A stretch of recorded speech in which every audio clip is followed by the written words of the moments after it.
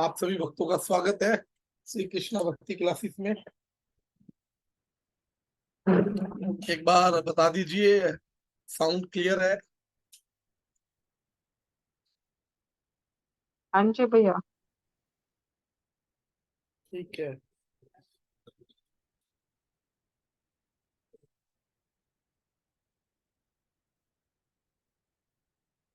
ओम अज्ञानतिमिरान्धस्य ज्ञानाञ्जनशलाकया चक्षुरुन्मिलितं येन तस्मै श्रीगुरवे नमः। गुरवे गौरचन्द्राय राधिकाय तदालये कृष्णाय कृष्णभक्ताय तद्भक्ताय नमो नमः। नमो विष्णुपादाय श्रीमाधव प्रियाय च भक्ति प्रसाद विष्णवे श्रीमते यत्ते नमः। सौम्य गुणचरित्राय गौरवाणी प्रचारिणे भागवत कथा स्वाद दायिने गुरुवे नमः। मनज्ञाय कृतज्ञाय सधर्म शास्त्र संविदे श्री राधा सिल गोविंद प्राणाय प्रभवे नमः। हे कृष्णा करुणा सिंधु दीन बंधु जगतपते गोपेश गोपिका कांत राधा कांत नमस्तुते। तप्त कांचन गौरांगी राधे वृंदावनेश्वरी विश्वानुसुते देवी प्रणमामि हरिप्रिये। श्री कृष्ण चैतन्य प्रभु नित्यानंद सदैव गदाधर शिवासादि गौर भक्त वृंद। हरे कृष्णा कृष्ण कृष्णा हरे हरे, हरे राम राम राम हरे हरे। सप्रथम शिल गुरुदेव के चरणों में असंख्य कोटि दंड प्रणाम करते हुए अपने अहेतु की कृपा प्रार्थना करता हूँ और आप सभी भक्तों के चरणों में भी यथा योग्य दंड प्रणाम करता हूँ।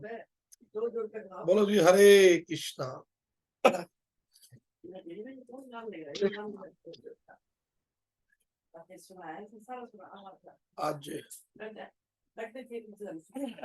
आज श्लोक संख्या है 37, अध्याय 3। ये 37 नंबर श्लोक कौन पढ़ेगा?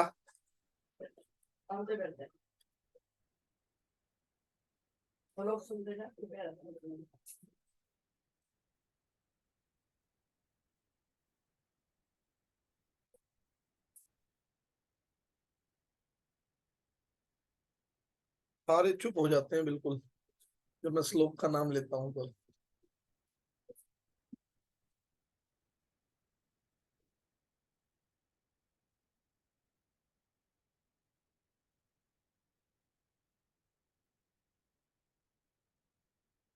ज्योति दीदी आप पढ़िए। गौरांगी चुप हो जाओ बेटा।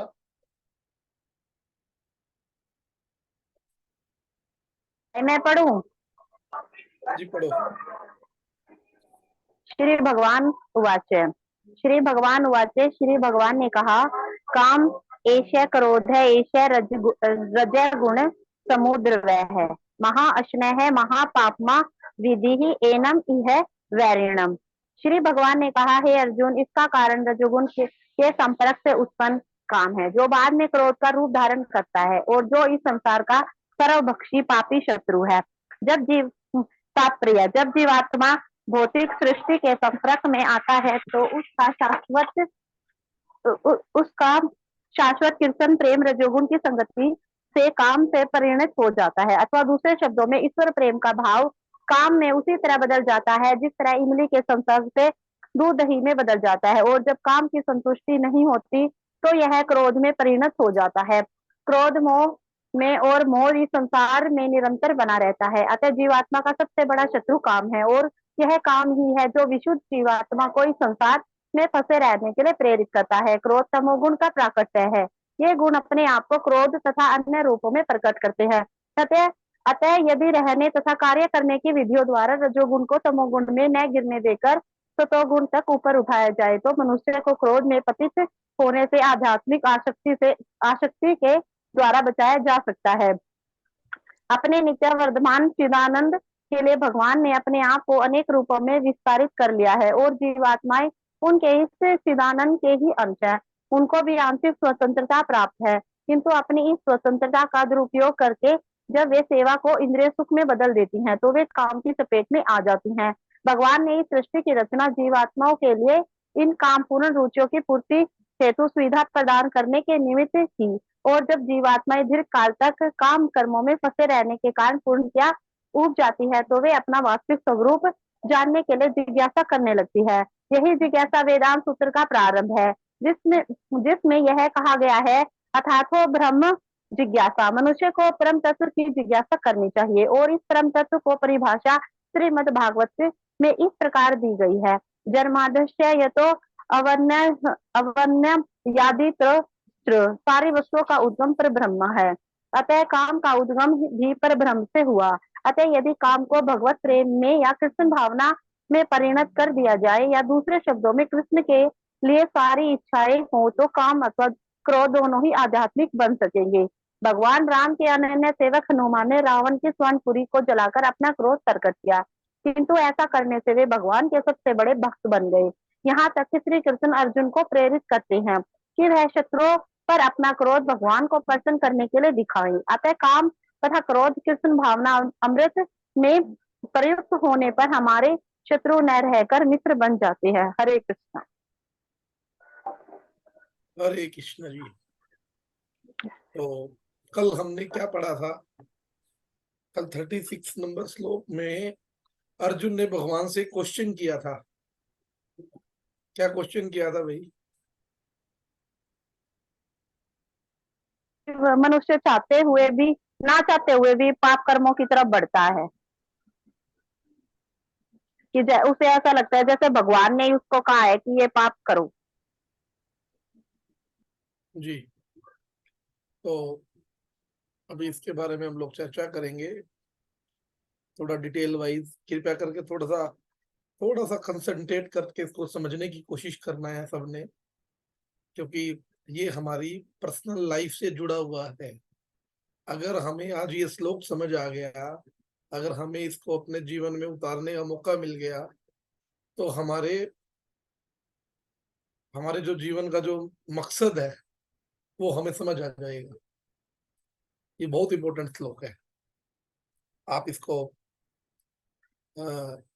मार्क भी कर सकते हैं।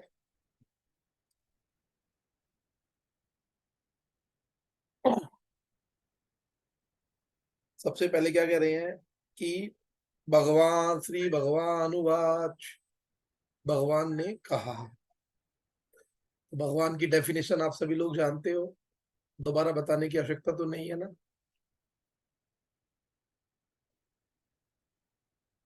या किसी को अभी भी नहीं पता है भगवान शब्द का अर्थ क्या है? सभी को पता है ना? अगर किसी को नहीं पता है तो वो हाथ उठा सकता है।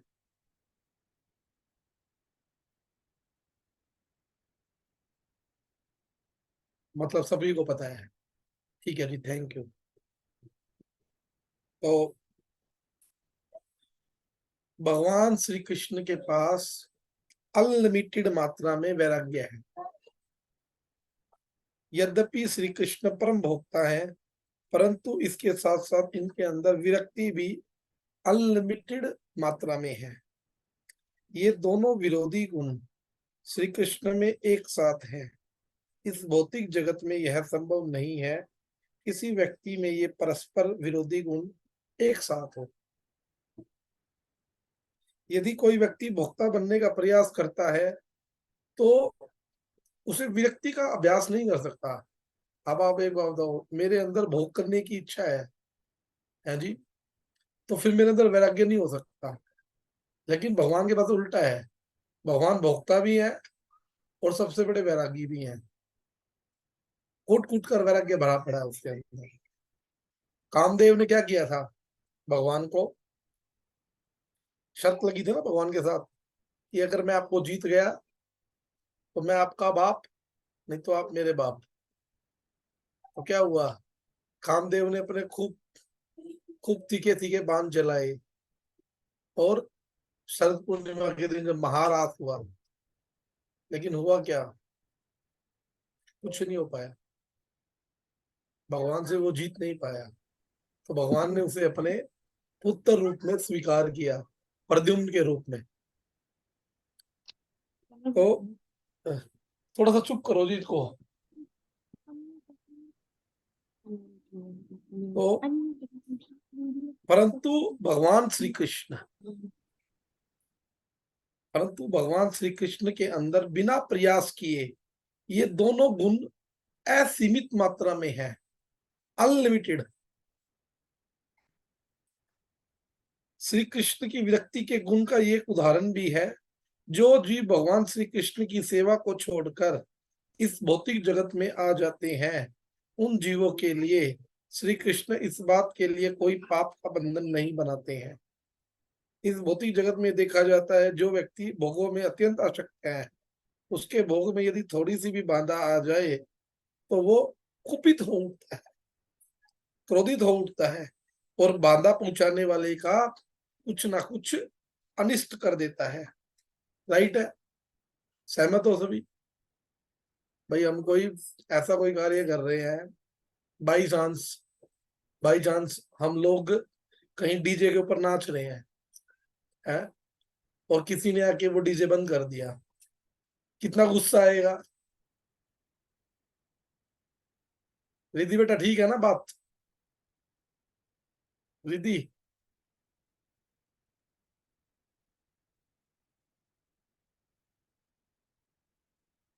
है गुस्सा आएगा ना? हम कोई ऐसा कार्य कर रहे थे जिसमें हमें खुशी मिल रही थी, लेकिन किसी ने आके उस काम को बंद कर दिया, हमें रोक दिया है। हरे कृष्णा तो कितना भैया। हरे कृष्णा। मैं हाँ कुछ जी पूछ भैया। रहा था आपसे, भाई आप कोई आप डीजे के ऊपर नाच रहे हो आप लोग, है ना, और आपका मनपसंद सॉन्ग लगा हुआ है, अगर कोई आके उसको बंद कर दे, कितना गुस्सा आएगा उसके ऊपर? बहुत गुस्सा आएगा भैया। आएगा ना? और हाँ दिमाग में जी। ये करेगा कि मैं इसका कुछ ना कुछ गलत कर दूं। हाँ। परंतु भगवान श्री कृष्ण के अंदर भोगों की कामना नहीं है, फिर कामना से उत्पन्न क्रोध का तो प्रश्न ही नहीं है। हमें ये समझना चाहिए, श्री कृष्ण जब जीव को उस पाप से भी नहीं बांधते हैं कि उसने उनकी सेवा का त्याग कर दिया है, तो फिर श्री कृष्ण जीव को अन्य प्रकार के पाप कर्मों में क्यों लगाएंगे?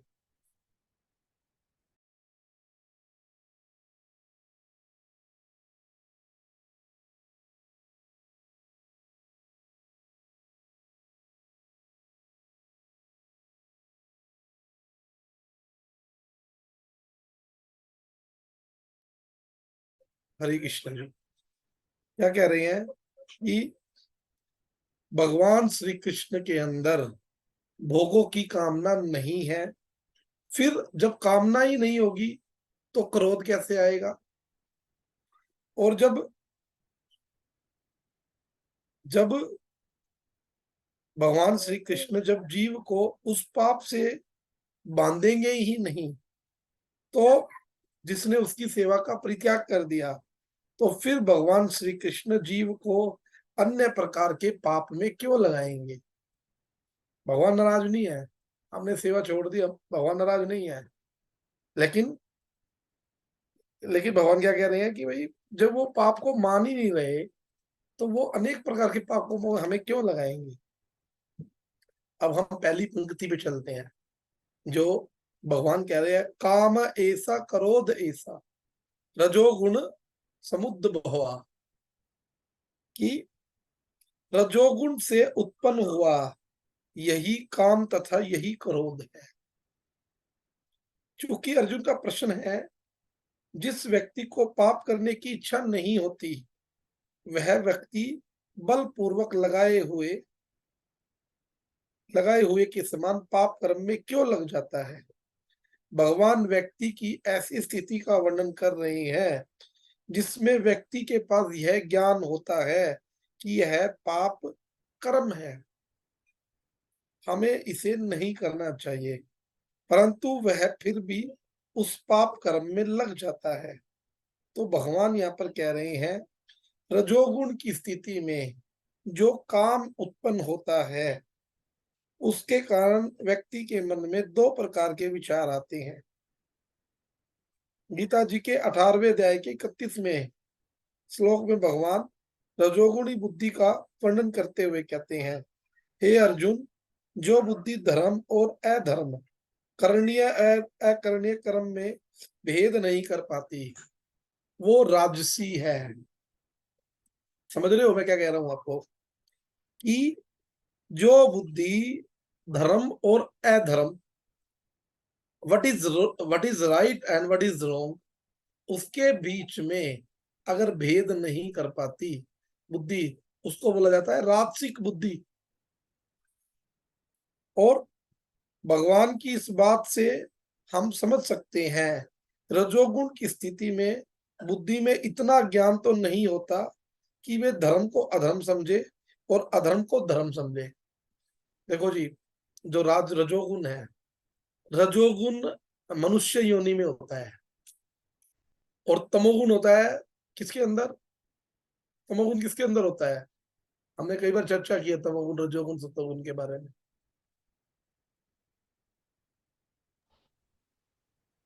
शिवानी जी, तमोगुण क्या पशुओं होता में है, होता है। किसमें होता है तमोगुण, भौतिक पशुओं लोगों में, में। जानवरों में। तमोगुण होता है पशुओं में,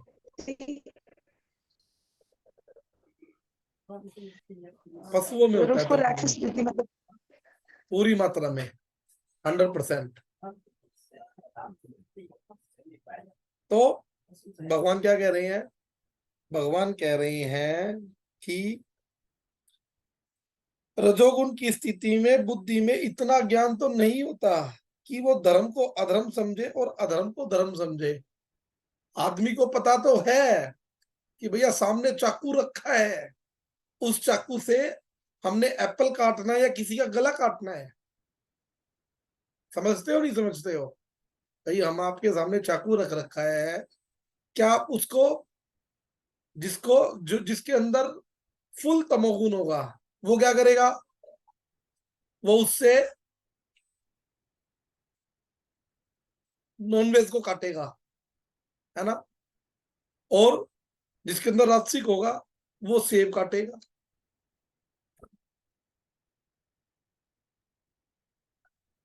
तो इतना तो समझ होती है जिसके अंदर राजसिक गुण होता है। परंतु तमोगुणी बुद्धि का लक्षण क्या है, 18वें अध्याय के 32वें श्लोक में आप उसको मार्क कर सकते हो। भगवान अर्जुन से कहते हैं जो बुद्धि मोह और अंधकार के वशीभूत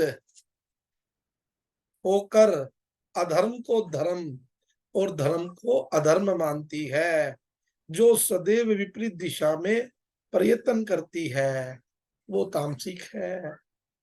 भाई जिसको पता है केवल नाइफ का यूज हमने लोगों के गलों को काटना है, तो उसके अंदर क्या है, उसके अंदर तामसिक प्रवृत्ति ज्यादा है, मतलब 90% तामसिक प्रवृत्ति हो चुकी है उसके अंदर।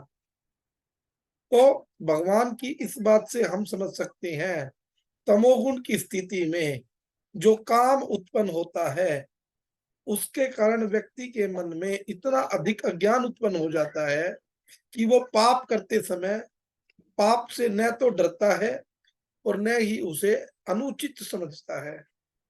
कई बार लोग देखा है ना, कई बार लोग देखा है ना कि भाई जैसे अभी एक दिल्ली में कांड हुआ था, जहांगीरपुरी में एक लड़की को मार दिया था, पहले उसको चाकू से मारा, बाद में उसके पत्थर मार दिया। जब उस लड़के को पकड़ा गया तो उससे पूछा गया कि भाई आपने ऐसा क्यों किया, कहता है, उसने पता क्या कहा, कहता है मुझे अभी तो मजा आया है, मैंने उस लड़की को मार दिया, मैंने उसको सजा दे दी, मेरा बस चलता तो मैं और मार देता। तो उसको क्या बोलेंगे हम लोग? टोटली तामसिक प्रवृत्ति है, टोटली तामसिक प्रवृत्ति है। उसको अपने किए पर कोई शर्मिंदगी नहीं है। लेकिन रजोगुण वाला लोग क्या होगा? उसको वो अपनी गलती को स्वीकार कर लेगा। तो यहाँ पर क्या कह रहे हैं आगे कि उसके कारण व्यक्ति के मन में इतना अधिक अज्ञान उत्पन्न हो जाता है, ना तो वो पाप करने से डरता है और ना वो उसे अनुचित समझता है। तो भगवान यहाँ पर अर्जुन के प्रश्न का उत्तर देते हुए कह रहे हैं, जिस समय व्यक्ति रजोगुण की स्थिति में होता है उस समय उसके मन में दो प्रकार के विचार उत्पन्न होते हैं। पहला विचार तो ये होता है, उसके मन में पाप से भय लगता है। वह सोचता है कि यह पाप कर्म है।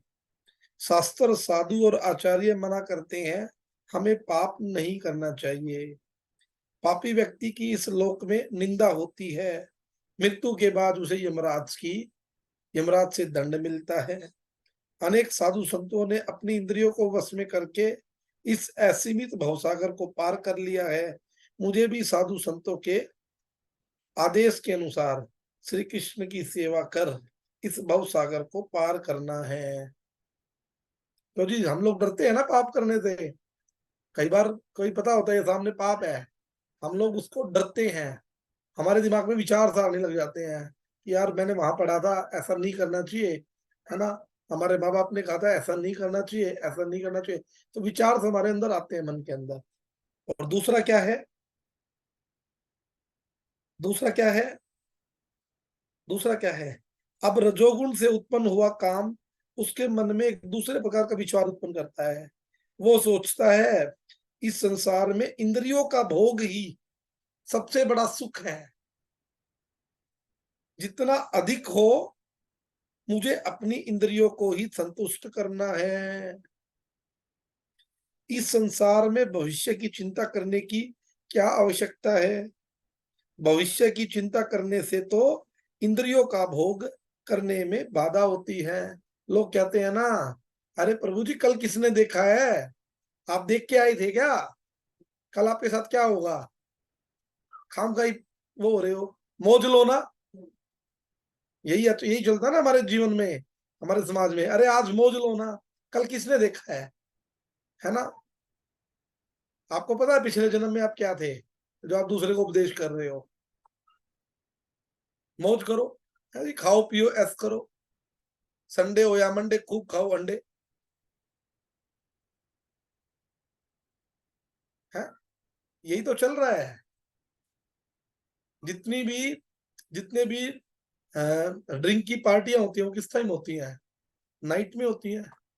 क्योंकि वो टाइम कौन सा होता है? तामसिक टाइम होता है। तो क्या कह रहे हैं यहाँ पर कि भविष्य की चिंता करने से तो इंद्रियों का भोग करने में बाधा आती है। इवन कुबेर के पुत्रों ने तो नारद जी को बोल दिया था, अरे महाराज आपने हमारे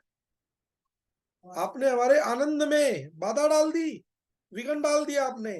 हम स्वर्ग की अप्सराओं के साथ आनंद ले रहे थे, हम मौज में थे और ज्ञान बांट रहे हैं नारद जी को। क्यों बांट रहे हैं?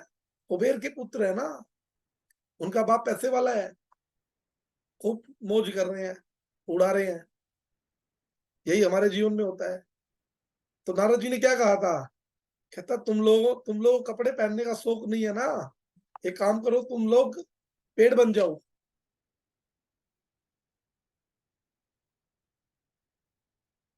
तुम लोग पेड़ बन जाओ। तो क्या कह रहे हैं कि भविष्य में जो भी होगा तो देखा जाएगा। मुझे अभी जो अवसर मिल रहा है उसमें अपनी इंद्रियों का भोग कर लेना चाहिए, है ना। भाई कल किसने देखा है, हम तो आज ही कर लेंगे। यह काम अभी अन्य रूप भी धारण करता है। यहाँ पर भगवान कह रहे हैं रजोगुण से उत्पन्न हुआ यही काम तथा यही क्रोध है। फिर क्या है? शास्त्रों के अनुसार मनुष्य के अंदर रजोगुण से उत्पन्न होने वाले कुल मिलाकर कितने शत्रु हैं? 6 शत्रु हैं। काम, क्रोध, लोभ, मोह, मद, मत्सर्य अर्थात ईर्ष्या। परंतु भगवान यहाँ पर संक्षेप में केवल 2 शत्रुओं का ही नाम ले रहे हैं, काम और क्रोध। जो मेन ज्यादा खतरनाक है वो है काम और क्रोध। यदि गहराई से देखा जाए केवल एक ही शत्रु है। सबसे पहले हमारे मन में क्या आता है? किसी को देख के काम ही तो आता है। किसी को देख के काम आता है हमारे मन में, और जब वो काम पूरा नहीं होता तो क्या आता है फिर?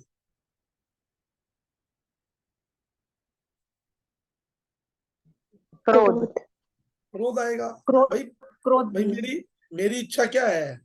भाई मेरी इच्छा है, आप मेरे बच्चे हो, मैंने आपको बोला बेटा गिलास पानी लेके आओ, आपने नहीं लाया तो मेरा गुस्सा आया, क्योंकि काम मेरा पूरा नहीं हुआ।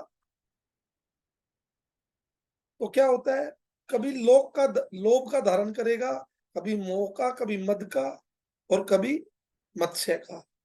शास्त्रों में इनका वर्णन 6 शत्रुओं के रूप में किया जाता है, परंतु भगवान यहाँ पर केवल एक ही शत्रु का वर्णन कर रहे हैं, जिसका नाम क्या है? काम। और हम उसको किसका नाम देते हैं? प्रभु जी, हम तो प्रेम करते हैं। ये प्रेम नहीं है। प्रेम होता है शुद्ध, और प्रेम होता है केवल भगवान से, अन्य किसी से प्रेम नहीं होता। हर जगह हमारी कोई ना कोई डिजायर्स होती है, जहां लेने का देना हो, जहां हम लोग कुछ देके कुछ चाह रहे हैं, है ना, जहां समर्पण नहीं है, जहां त्याग नहीं है, वहां काम होता है, वहां प्रेम काम होता है। लेकिन जहां भगवान के प्रति समर्पण होता है, उसको प्रेम बोलते हैं, शुद्ध प्रेम। तो इस प्रकार हमें समझना चाहिए, काम ही एकमात्र शत्रु है। नरक के 3 द्वार बताए गए हैं। यहाँ पर भगवान काम के रूप में केवल एक शत्रु का वर्णन कर रहे हैं, परंतु गीता जी के 16वें अध्याय के 21वें श्लोक में नरक के 3 गुण है, काम, क्रोध और लोभ। इस बात से पता चलता है, यदि और अधिक विस्तार किया जाए, कुल मिलाकर 6 शत्रु और नरक के 6 द्वार हैं। नरक के 3 द्वार है, काम, क्रोध और लोभ। प्रत्येक बुद्धिमान व्यक्ति को चाहिए इनको त्याग दे, इनसे आत्मा का पतन होता है। उक्त श्लोक के तात्पर्य में महाराज जी कहते हैं, यहाँ पर आसुरी जीवन आरंभ होने का वर्णन हुआ है, परंतु अपने काम को तुष्ट कर चाहता है, किंतु जब उसे पूरा नहीं कर पाता तो क्या होता है? लोभ उत्पन्न होता है, सॉरी, क्रोध आता है। क्रोध और लोभ उत्पन्न होता है। जो बुद्धिमान व्यक्ति आसुरी योनि में नहीं गिरना चाहता, उसे चाहिए कि वो इन 3 शत्रुओं को परित्याग कर दे, क्योंकि ये आत्मा का हनन कर इस हद तक कर देते हैं कि बहुरूपी बंधन से मुक्ति की संभावना नहीं रह जाती। अब हम एक एग्जाम्पल देंगे, आप सभी को समझ आएगा, बड़ा इंटरेस्टेड है। आप संत रविदास जी को सभी जानते हो, ठीक है ना? रविदास जी एक संत हुए हैं। जब संत रविदास ने एक धनी व्यक्ति को एक पैसे का सिक्का गंगा जी को अर्पित, क्या हुआ? जब रविदास जी ने एक सिक्का एक धनी व्यक्ति को दिया और कहा कि आप इसे गंगा जी को अर्पित कर देना, उस व्यक्ति ने जब वो सिक्का गंगा जी को दिया तो गंगा जी ने साक्षात प्रकट होकर रविदास को देने के लिए उस सेठ को एक सोने का कंगन दिया। अब उस सेठ के मन में तो जी अंतर्द्वंद प्रकट हो गया। एक विचार तो यह था कि वो कंगन रविदास को दे दिया जाए, यही धर्म है। भाई भाई भाई, एक पैसा किसने दिया था? रविदास ने दिया था। तो धर्म क्या बनता है? गंगा मैया ने दिया कि भैया एक तुम जो कंगन दे दो वापिस, यही धर्म है। परंतु उसके अंदर जो स्थित काम था, काम रूपी शत्रु ने लोभ के रूप में प्रकट हुआ और उसके मन में यह विचार उत्पन्न किया कि यह कंगन राजा को दिया जाए तो बहुत मुझे इससे के बदले में धन मिलेगा। रविदास को कंगन देने से मुझे क्या लाभ होगा। इस प्रकार उसने यह कंगन रविदास को न देकर राजा को दिया और इस प्रकार वो वैष्णव अपराध का शिकार हुआ। और धृतराष्ट्र के मन में यह काम शत्रु मोह के रूप में प्रकट हुआ। आप सभी जानते हो भाई, धृतराष्ट्र विदुर और विषमदेव जैसे संतों के साथ सदा ज्ञान प्राप्त किया करते थे, परंतु अपने दुर्योधन के चक्कर में मोह में फंसकर उसने महान पांडवों जैसे भक्तों के ऊपर घोर अत्याचार किए। भाई काम से मोह उत्पन्न हो गया ना।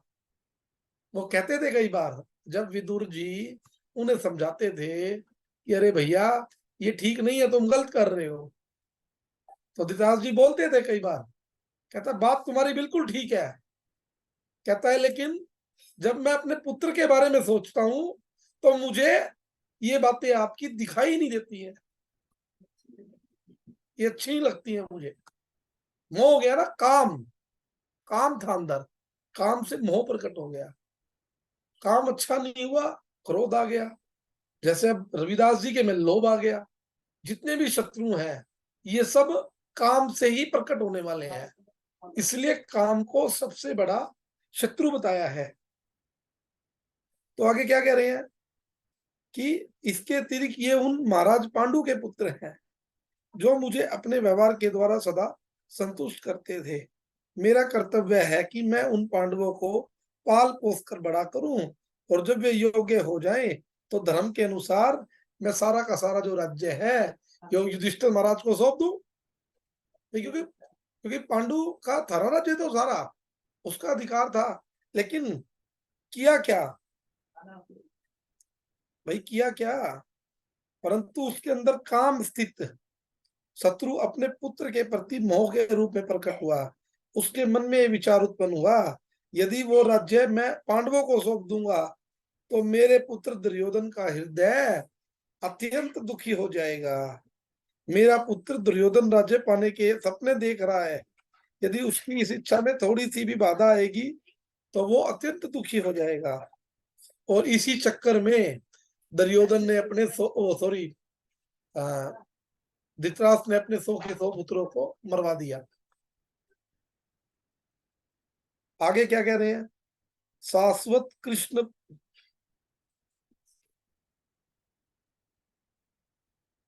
कृष्ण प्रेम और काम में अंतर क्या है। जब ये प्रश्न उठता है, यदि कृष्ण प्रेम में रजोगुण का संयोग होने से जो कृष्ण प्रेम है वो काम बन जाता है, और कृष्ण प्रेम और काम में अंतर क्या है।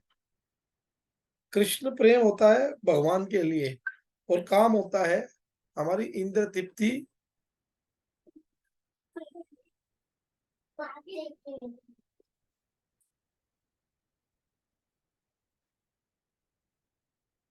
और इंद्र तृप्ति की कामना।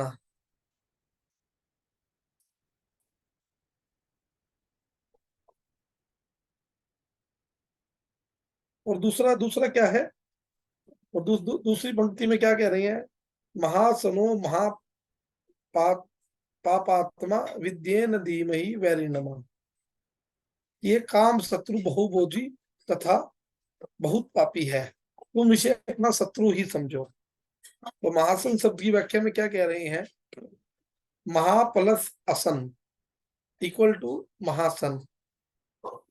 महा का शब्द का अर्थ है अत्यधिक और असन का शब्द का अर्थ है खाने वाला।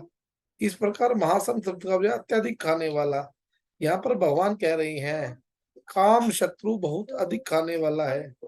अब यहाँ पर प्रश्न उठता है, यदि वह काम शत्रु अब बहुत अधिक खाने वाला है तो इसका भोजन क्या है। तो हमें समझना चाहिए इसका भोजन है, क्या है इसका भोजन, विषय भोग। जिस प्रकार कोई भूखा व्यक्ति भोजन खाते खाते तृप्त हो जाता है और फिर खाना खाने से मना कर देता है, उसी प्रकार यदि हम चाहें कि यह काम शत्रु भी विषयों को भोगते भोगते तृप्त हो जाएगा और फिर यह विषयों को भोगने से मना करेगा, तो यहाँ पर भगवान कहते हैं काम शत्रु अत्यधिक खाने वाला है, ये मना नहीं करेगा। इस शत्रु की खुराक इतनी ज्यादा अधिक है, इस शरीर की इंद्रियां भी वृद्धावस्था में क्षीण हो जाती हैं, परंतु फिर भी यह काम शत्रु अतृप्त रहता है। वृद्धावस्था में भी विषय भोगों की लालसा नहीं मिटती है।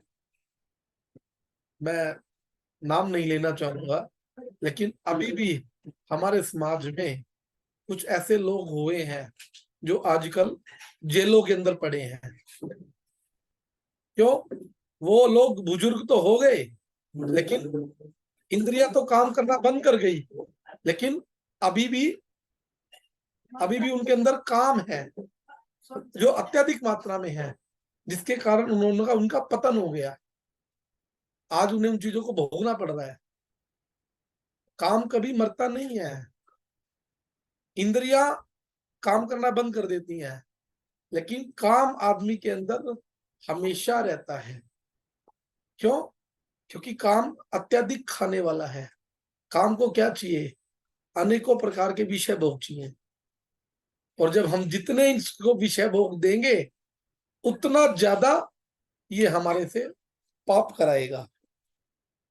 और इसके बारे में एग्जाम्पल भी दे रहे हैं भागवतम का, महाराज ययाति का। यह काम शत्रु बहुत अधिक खाने वाला होता है। 9वें स्कंद के 18वें अध्याय में कथा आती है ययाति महाराज की, जिन्होंने यह देखने के लिए प्रयोग किया कि उनके काम शत्रु के भोजन की सीमा कहाँ तक है। महाराज ययाति का विवाह शुक्राचार्य की पुत्री देवयानी के साथ हुआ, और विवाह में यह शर्त थी कि असुरों के राजा वर्षपर्वा की पुत्री समिष्टा उनकी दासी के रूप में रहेगी। ययाति उसे कभी भी अपनी सैया पर नहीं बुलाएंगे, परंतु आगे चलकर उन्होंने शर्मिष्ठा से भी पुत्र उत्पन्न किए, जिसके कारण देवयानी ने अपने पिता शुक्राचार्य से ये शिकायत की। शुक्राचार्य ने ययाति को वृद्ध होने का श्राप दे दिया, और फिर प्रसन्न होकर उन्हें ये वरदान दिया, यदि कोई व्यक्ति स्वेच्छा पूर्वक अपनी जवानी राजा ययाति को देगा, उनकी वृद्धावस्था लेना चाहे तो राजा ययाति जवान हो सकते हैं। राजा ययाति ने अपने पुत्र पुरु को अपनी वृद्धावस्था देकर उसकी जवानी ले ली। अब राजा ययाति ने सोचा, अपने पुत्र की जवानी के द्वारा खूब भोगों का भोग कर, है ना, ज्यादा से ज्यादा काम शत्रु को तृप्त करके उससे छुटकारा पा जाऊंगा। फिर अपने पुत्र की जवानी लौटाकर मैं वन में जाकर तपस्या करूंगा। इस प्रकार उन्होंने 1000 वर्षों तक अपने मन और 5 इंद्रियों को भोगों में लगाया, परंतु जो काम शत्रु था वो तृप्त नहीं हुआ। अंत में उन्होंने ये निष्कर्ष निकाला, संपूर्ण पृथ्वी में जितना भी अन्न है, जितना भी सोना है, जितने भी पशु हैं, जितनी भी स्त्रियां हैं, उन सबको पाकर भी यह काम शत्रु तृप्त नहीं हो सकता। अब आप एक बात बताओ, मैं आपको एक बैग भर के पैसों का दे दूं, है जी, 10 लाख 20 लाख दे दूं, है जी, आप क्या कहोगे? प्रभु जी 10 लाख रुपए और मिल जाते तो बढ़िया हो जाता है, मैं 10 लाख और दे दूं, तो आप कहोगे जी प्रभु जी एक 10 लाख और मिल जाए। मतलब जो काम है, जो इच्छाएं हैं, वो बढ़ती जा रही है। आज आप 2 BHK में रह रहे हो, मन कर रहा है 3 BHK होना चाहिए, मन कर रहा है 4 BHK में रहना चाहिए। किसी बड़े आदमी का घर देखा, मेरा ऐसा घर होना चाहिए, है जी। किसी की बड़ी गाड़ी देखी तो बड़ी गाड़ी के मन में विचार आने स्टार्ट हो जाएंगे, है ना। उसके बारे में गूगल पे खोजना शुरू करोगे कि ये है ये है। जब देखोगे, अब भैया घर के खर्चे भी कम करवा दोगे कि भैया हम अपने गाड़ी लेनी है, EMI पे गाड़ी लेनी है। लेकिन एक टाइम ऐसा आएगा, आपके जीवन में कोई ऐसा दुख आ जाएगा, आपका कोई बच्चा बीमार हो जाएगा, अब वो सारे के सारे पैसे उस काम में लगा दोगे, तो क्या होगा? पैसा खत्म, सपना टूट गया, फिर क्या होगा, फिर क्रोध आएगा, फिर घर में कलेश होगा, फिर पता चला अपनी अपनी वाइफ के साथ भी कलेश कर रहे हो, बच्चों के साथ भी कर रहे हो, और पता चला और कुछ नहीं, उनको 2-4 लगा भी दिए, शांति भंग हो जाएगी। क्यों? क्योंकि सबसे पहले काम प्रकट हुआ, विषय भोगों के प्रति काम प्रकट हुआ। यही तो हो रहा है हमारे साथ, हम दूसरे को देख के अपने शांत जीवन में आग लगा रहे हैं। यही तो काम हमें आगे भेज रहा है। और ये काम कैसे प्रकट होता है? रजोगुण से। जब हमारे अंदर राजसिक जो बुद्धि है हमारी, है ना, जब वो राजसिक परसेंटेज बढ़ जाती है तो हमारे अंदर काम उत्पन्न होना स्टार्ट हो जाता है। अगर तामसिक प्रवृत्ति ज्यादा होगी तो आपको सीधा गुस्सा आएगा, क्रोध आएगा। तो आगे क्या कह रहे हैं कि काम शत्रु कभी क्षीण नहीं होता, अतः जो व्यक्ति सचमुच सुख चाहता है वह अतिरिक्त अवस्था में भी काम शत्रु का त्याग कर दे, क्योंकि वह सारे कष्टों की जड़ है। मैंने भोगों को भोगने के लिए 1000 वर्ष बिता दिए, परंतु फिर भी काम शत्रु और अधिक प्रबल होता जा रहा है। अब मैं इस काम शत्रु का त्याग करके भगवान का ध्यान करूंगा। ऐसा कौन बोल रहे हैं? ऐसे महाराज ययाति बोल रहे हैं 9वें स्कंद के 18वें 19वें अध्याय में। और क्या कह रहे हैं? महा पापमा, महा प्लस पापमा। महा का मतलब अत्यधिक, पापमा का मतलब पाप करने वाला, बहुत अधिक पाप करने वाला। इसका अर्थ यह है, ये काम शत्रु अभी क्रोध के रूप में, कभी लोभ के रूप में, कभी मोह के रूप में, कभी मद के रूप में, कभी मत्स्य के रूप में, यानी व्यक्ति को अनेक प्रकार के पापों में लगा देता है। यह काम शत्रु व्यक्ति को ब्राह्मणों की निंदा करने में, गुरु की प्राय स्त्रियों के प्रति आसक्ति होने में, अन्य प्राणियों की हत्या करने में, दूसरे को कठोर वचन कहने में, दूसरों का अपमान कहने में, इस प्रकार अनेक प्रकार के बड़े बड़े पापों में लगा देता है।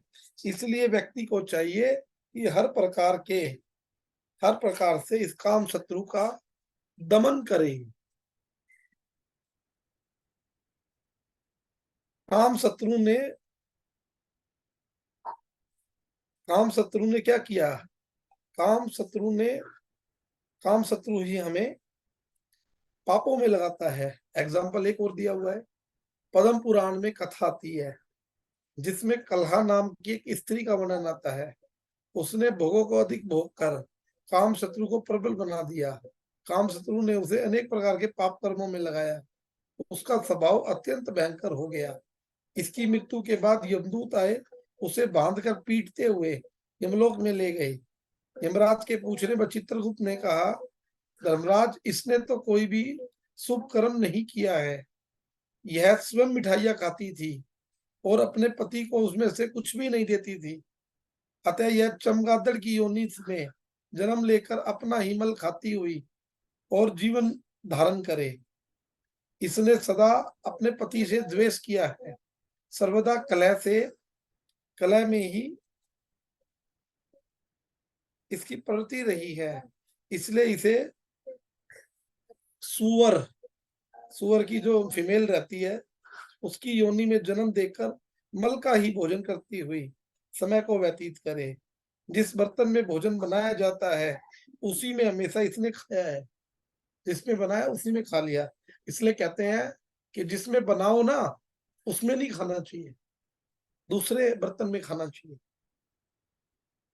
और कल हमने देखो वर्णन भी किया था कि जो लोग भगवान को भोग लगाकर नहीं खाते वो लोग कुंभ विपाकम नरक में जाते हैं। तो इस प्रकार हम देखते हैं, हम भोगों के द्वारा काम शत्रु को पुष्ट करेंगे और यह काम शत्रु हमें अनेक प्रकार के पापों में लगाएगा। तो यहाँ पर कहते हैं, काम आर क्रोध हया रजोगुण द्वारा तीनों लोकों में जितने भी बद्ध जीव हैं वे सभी रजोगुण से उत्पन्न हुए काम और क्रोध से अभिभूत हैं, परंतु अज्ञानी जीव अपने अंदर ही अपने शत्रु को नहीं समझ पाते हैं। जो शत्रु उन्हें पाप कर्मों में लगा रहा है, वो उसे उसकी पहचान उसमें भी उसकी अपनी पहचान करते हैं। एकमात्र श्री कृष्ण ही हमारे परम मित्र हैं, जो हम इस शत्रु की पहचान बतला रहे हैं, और कोई हमें इन शत्रुओं से बचा नहीं सकता। बोलो जी हरे कृष्णा। तो ये टोटली इसका कंसेप्ट है। आशा है आप सभी को समझ आ गया होगा। अगर किसी को फिर भी कोई डाउट है तो आप पूछ सकते हैं।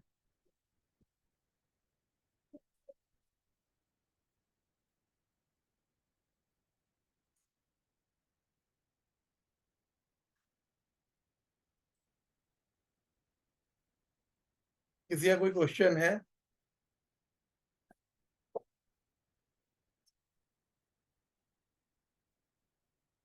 ये थोड़ा समरी में बता दो, थोड़ा सा जैसे लर्न करने और समझने में थोड़ा सा माइंड में सेट हो जाए। ये है कि जब भगवान को अर्जुन ने बोला कि जो मनुष्य पाप नहीं करना चाहता वह किसके द्वारा प्रयुक्त होकर पाप करता है, कि भाई ऐसा लगता है कि उसे कोई बलपूर्वक करवा रहा है। तो भगवान कह रहे हैं कि इसका कारण क्या है, रजोगुण के संपर्क में आने से जो काम उत्पन्न होता है, उस काम से क्रोध, मोह, लोभ, मद, मत्सय, ये हर प्रकार के शत्रु उत्पन्न होते हैं जो उससे पाप करवाते हैं। लेकिन इनका इनका वो क्या है, इनका उद्गम क्या है? उद्गम है रजोगुण से उत्पन्न हुआ काम। भाई आपकी इच्छा क्या है कि भाई, मैंने बताया ना, एग्जांपल दिया, आपकी इच्छा है कि आप गाड़ी लो, लेकिन आपने गाड़ी के लिए तैयारियां भी की, लेकिन किसी कारणवश आपकी वो तैयारियां फेल हो गई, तो आपको गुस्सा आएगा नहीं आएगा? और जब गुस्सा आएगा तो आप जो भी उस गुस्से से रिलेटेड होंगे उनके प्रति आप पाप करोगे नहीं करोगे? ये भैया भाई हम लोग ऑफिस में रहते हैं, है ना, हमारे साथ किसी के साथ कुछ हमारी कोई बात किसी ने मानी नहीं बाई चांस, है ना, हम चाहते थे कि वो मान जाए, है, नहीं मानी, तो घर आके भी गुस्सा निकलता है कई बार।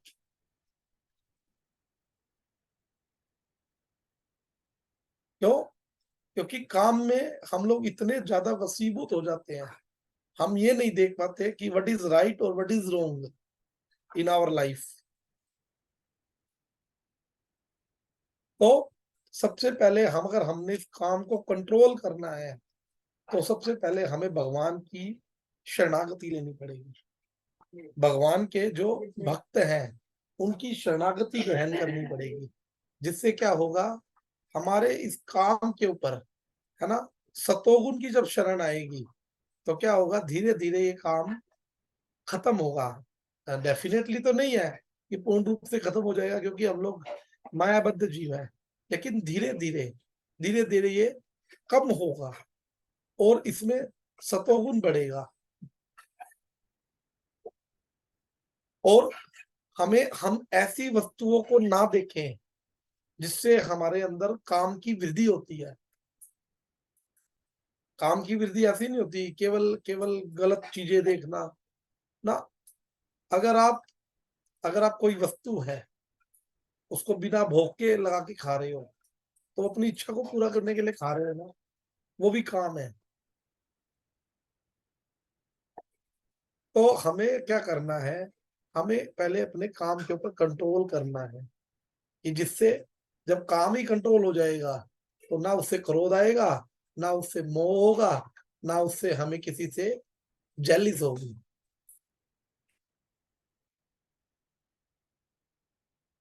तो ये कहना चाह रहे हैं भगवान श्री कृष्ण कि काम सबसे बड़ा शत्रु है।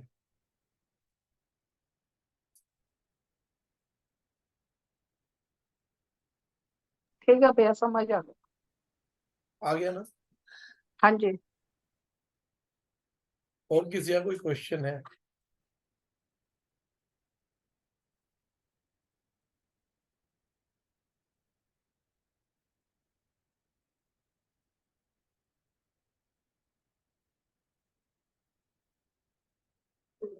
हरे कृष्णा भैया।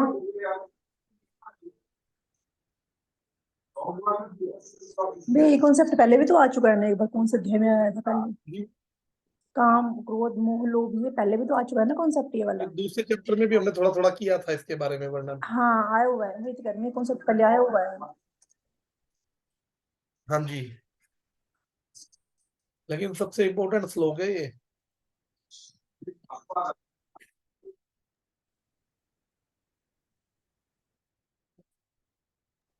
हरे कृष्णा प्रभु जी। हरे कृष्णा जी दीदी। हाँ जी प्रभु जी। अच्छे से समझ आ गया सब जो भी आपने बताया। तो मतलब मोटा मोटा यही है कि हम हमारी जो हमारे जीवन में जो इच्छाएं आती है। है ना कठिनाइयां जो भी आ रही है, उसका मतलब मूल जो कारण है वो इच्छाएं हैं हमारी। हाँ जी, अगर मतलब वहीं से सब शुरू हुआ, हमने इच्छा की अलग होने की, अपना अलग मतलब मतलब अलग इंद्र संसार तृप्ति भोग करने की इच्छा हुई। वहां से स्टार्ट हुआ और फिर वहां से मतलब इतनी चीजें प्रकट हो गई, इतनी योनियां प्रकट हो गई। काम से क्रोध लोभ मोह, ये सब बाद में मतलब इच्छाओं से जो भी मूल है वो इच्छाएं हैं। मतलब हमें इच्छा अब मतलब सीखना चाहिए कि इच्छाएं नहीं करनी चाहिए। जैसे मैं एक लेक्चर में गई थी इस्कॉन में ना, वहां प्रभु जी उन्होंने भी यही बताया कि महाराज जी बोलते हैं कि इच्छाएं मत करो। अगर तुम्हारे मन में आती हैं तो तुम मतलब उनको भगवान की तरफ मोड़ो, इच्छाएं मत करो। क्योंकि तुम जितनी भी इच्छा कोई मन में लाते हो ना, तो भगवान उस इच्छा को फिर पूरा करते हैं और तुम्हें एक नया जन्म लेना पड़ता है। तो मतलब कितना इच्छा करना जो हमारा मन का एक क्रिया है, वो कितनी घातक हो जाती है हमारे लिए। कि जैसे मेरे मन में कुछ छोटी सी इच्छा आती है कि मेरा भी एक बड़ा मतलब घर होता, ऐसा होता, तो कभी ना वो फिर पूरी करने के लिए फिर जन्म लेके वो चीज होती है। तो बिल्कुल बिल्कुल। इसीलिए हम मतलब सर्कल में साइकिल में घूमते रहते हैं। तो मतलब कितनी इंपॉर्टेंट चीज है, बट कोई भी हमें बताएगा नहीं। बचपन से हमें तो उल्टा ये सिखाया जाता है, इच्छाएं करो, तुम बड़े आदमी बनो, हाँ, तुम लिखो, फिर तुम आईएएस कि करो बेटा के बेटा बेटा डॉक्टर बनना है, बेटा इंजीनियर बनना है, ये करना है, बेटा तुम्हें सीए ये बनना करना है, है। माँ बाप की सेवा करो, यही सबसे बड़ा धर्म है। और जो मतलब यही सबसे बड़ी चीज है, माँ बाप ही भगवान है। ठीक है, वो तो अच्छी बात है, बट असली चीज बताओ कि तुम जन्म और मरण से कैसे मुक्ति पा सकते हो, तुम क्यों वो आए हो, वो वो कोई नहीं वो दीदी बताता। वो दीदी वो बता इसलिए नहीं सकते ना, क्योंकि वो खुद बंधे पड़े हैं, उन्हें खुद जी पता जी नहीं है। भाई जी आप एक बात बताओ, एक अंधा दूसरे अंधे को क्या रास्ता दिखाएगा? भाई जिसको खुद ही नहीं पता कि उसके जीवन का लक्ष्य क्या है। भाई हम लोग क्या कहते हैं, जो गीता के जो वो हैं आचार्य हैं, वृंदावन शंकर वृंदावन दास से। जी, मेरे को बड़ा अच्छा लगता है उनका वो लेक्चर में। वो बोलते हैं कि जो वो पूछते हैं कि सबके एम क्या है, सबके एम्स क्या हैं, तो लोग कहते हैं कि जी मेरा एम डॉक्टर बनना है, मेरा एम इंजीनियर बनना है, मेरा एम प्रधानमंत्री बनना है। ठीक है, लेकिन जब वो पूछते हैं कि जी आप डॉक्टर क्यों बनना चाहते हो, कहते जी डॉक्टर बनने के बाद जी पैसे अच्छे मिलते हैं। हाँ जी, पैसे से क्या होगा जी? पैसे से जो हमारे जो हाँ जी रिसोर्सिस हैं वो मिलेंगे हमें। उससे क्या होगा जी? कहते जी उससे हमें खुशी मिलेगी। तो एक्चुअल में गोल क्या हुआ? गोल हुआ खुशी। और सबका एक ही गोल है सबके जीवन का। कोई उसे टीचर बन के पूरा कर रहा है, कोई इसको सीए बन के पूरा करने की कोशिश कर रहा है, कोई उसे इंजीनियर बन के पूरा करने की कोशिश कर रहा है। सबको अल्टीमेट लास्ट में चाहिए क्या? खुशी। मैं पर गलत तो नहीं मिलती, कह रहा, हाँ बिल्कुल, लेकिन वही चीज है ना कि लेकिन मिलता है ही नहीं वो। आप लेकिन जो बता, खुशी क्यों नहीं मिलती? क्योंकि भगवान ने तो पहले ही क्या दिया 7वें अध्याय में, दुखाल्यम अशाश्वतम। हम्म। हाँ जी, किसी से पूछ के देखो जिसकी शादी नहीं हुई हो। मेरा एक फ्रेंड है, वो मेरे को गुरुदेव के पास आया, पता क्या कहता गुरुदेव को? महाराज जी मेरे को आशीर्वाद दे दो, मेरी शादी हो जाए। मैं मैं हंस रहा था इस बात को लेके। मारे अरे मारे बेवकूफ, गुरुदेव के पास आने के बाद भी क्या मांगा? मैं जिसकी शादी हो चुकी है उससे पूछ के देखो। ये वही है ना कि मिठाई की दुकान पे जाके जूता मांगो। हाँ, तो मेन है ना कि दुखाल्यम अशाश्वतम। भगवान कह रहे हैं ये दुखों का घर है, यहाँ सुख नहीं मिलेगा। और हम लोग चाहे कितना भी ढूंढने की कोशिश करें कि यहाँ नहीं तो वहां मिल जाएगा, वहां नहीं तो यहाँ मिल जाएगा, वहां नहीं तो यहाँ मिल जाएगा। अरे कपड़े की दुकान थोड़ी है कि भैया यहाँ अच्छी चीज नहीं मिलेगी, वैरायटी कहीं और मिल जाएगी। ये दुख है, यहाँ नहीं मिलेगा। और इवन भगवान ने अगले श्लोक में ये तक बोल दिया, आ ब्रह्म भुवना लोका पुनरावर्ती नो वर्जुना, कि इस लोक से लेके ब्रह्मा जी के लोक तक आपको सुख मिलने वाला नहीं है, बार बार आना जाना पड़ेगा। ब्रह्मा जी के लोक तक बोल दिया। सब में जीवन का मरण, जन्म मरण का चक्कर लगा हुआ है। हम लोग सोचते हैं कि भैया बच्चों की शादी कर लो, वो घर में बहुएं आएंगी, वो आपको खुशियां देंगी। पता चला भैया, है जी, खुशी मिलने की तो दूर की बात है, घर में और कलह शुरू हो गया। क्यों? इच्छाएं थी, इच्छाएं थी, अब वो इच्छा पूरी नहीं हो रही है, तो क्या हो रहा है? क्रोध आ रहा है, गुस्सा आ रहा है। गुस्से में क्या हो रहा है? फिर डिस्प्यूट्स बढ़ रहे हैं घर घर में, है ना, बात डिवोर्सिस तक जा रही है। केवल क्या? केवल किस कारण? हमारी इच्छा पूरी नहीं हुई। भाई दुर्योधन ने क्या सोचा था? दुर्योधन इच्छा पूर्ण करने के चक्कर में तो सबको मरवा दिया। बंद कर इसको। तो मेन जो है, अल्टीमेट है काम, इच्छाएं हैं जो हमारी, उसी से सब, ये सब उसी के कारण होता है हमारे जीवन में। हमारे अंदर इच्छा ये है कि सामने वाला हमारी इज्जत करेगा, हम उसके घर जाएंगे, हमारी आओ भगत करेगा, और वो ना करे, देखो तुम फिर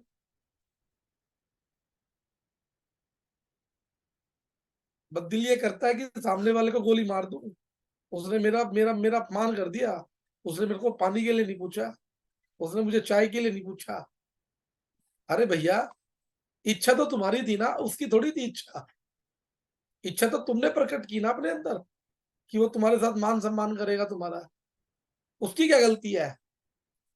अपने आप ही इच्छा प्रकट की, अपने आप ही गुस्सा कर रहे हो, अपने आप ही फिर उसको अपना शत्रु मान बैठ रहे हो। तो सब कुछ, सब काम के ऊपर बेस करता है।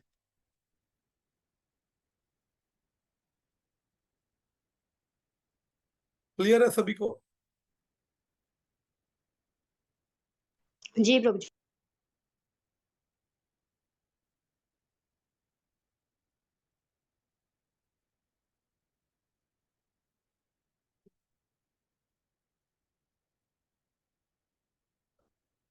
अगर किसी का कोई डाउट है तो आप पूछ लीजिए, नहीं तो फिर क्लास को विश्राम देते हैं, और फिर कल 38 नंबर श्लोक के साथ हम लोग चर्चा करेंगे दोबारा।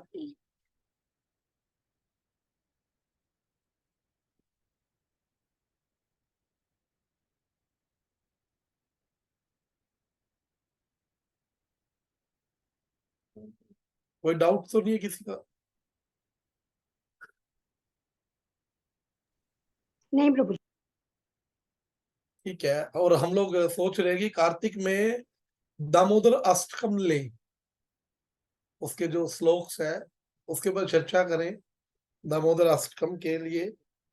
और जो कार्तिक में और जो हमारी लीलाएं रहती हैं, अष्टकालीन्याम लीलाएं, आपके गुरुदेव भी बोल के गए थे कि उसके बारे में थोड़ी चर्चा हो कि दामोदर नियम सेवा कैसे रहती है। कोशिश ठीक है करेंगे, क्योंकि क्योंकि हमारा भी ये रहेगा कार्तिक में कम से कम 10 दिन 12 दिन कीर्तन रहेंगे कार्तिक में। अगर महीने में 30 दिन है तो 12 से 15 दिन कीर्तन रहने के चांसेस है पूरे। जितना कार्तिक में जितना ज्यादा हम लोगों को भगवान के नाम में जोड़ने की कोशिश करेंगे, लोगों से दीप दान कराएंगे भगवान को, क्योंकि ये बहुत डिस्काउंट का महीना होता है। वैष्णव लोग इसकी वेट करते हैं पूरा साल कि कब कार्तिक आएगा और ये आपकी बार कार्तिक 25 तारीख से शुरू होने जा रहा है, बुधवार से। अभी 20 दिन और शेष है, 20 दिन चर्चा करते हैं, फिर उसके बाद कार्तिक के ऊपर रखेंगे। तो इस क्लास को हम फिर यहीं विश्राम देते हैं। वंशा कल्पतरुभ्य कृपा सिंधुभ्य एव च पतितानां पावनेभ्यो वैष्णवेभ्यो नमो नमः। आप सभी भक्तवृंद की जय।